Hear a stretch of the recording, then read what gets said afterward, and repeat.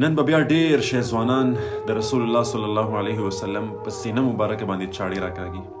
ډېر مؤمنان مسلمانان ځوانانو په اعتکاف کې ناست دي. 10 ورځې به په اعتکاف کې تېرې کړي. دومره یو عظیم عمل به یې کړی. ټوله میاشت به روژې تراویح ختمونه کړي، خو د اختر په شپه باندې به راولګېږي، په مخ باندې به چاړه راکاږي او دغه عظیم سنت چې وجوب ته رسېدلي د ټولو انبیای کرامو مشترکه چې کوم سنت دی، دا به چې دی نای ته به کښېني، دا به پاک کړي.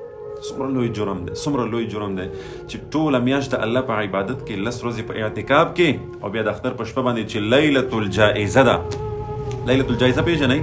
کله چې مزدور مزدوري وکړي او دغه اخري وخت د دیاړۍ اغوستلو وخت چې راشي، دې ته دغه د کار وخت دی او دې ته د جایزې وخت ویلی کېږي.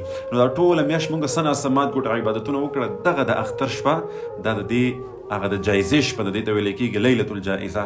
نو ځوانان راولګېږي په دغه لیلة الجائزه باندې خپل ریکارډ او خپل هغه رزلټ تباه و برباد کړي، بجای د دې چې رسول الله صلی الله علیه وسلم خوشحاله کړي، په دغه مبارکه شپه باندې دی رسول الله صلی الله علیه وسلم خفه کړي، خپلې ګیرې وخورئ او دغسې بلا شي ځوانان راوځي بازارونو ته لاړ شي، د ټولې میاشتې چې کوم عبادتونه، کومه تقوا، کومه پرهیزګاري هغه په بازارونو کې دغه عظیمه شپه تېره کړي او په هر څه پسې لاهو کړي. نو ډېر خیال کوئ، لیلة الجائزه په موږ او تاسو باندې را روانه ده. د اختر شپه ډېره مبارکه شپه ده، په دې باندې به الله موږ ته صله راکوي چې څه کړي دي او په دغه میاشت کې موږ څه کړي، په دغه شپه باندې موږ ته د هغې رزلټ میلاوېدونکی دی. نو هېڅکله د خپل رزلټ مه خرابوئ.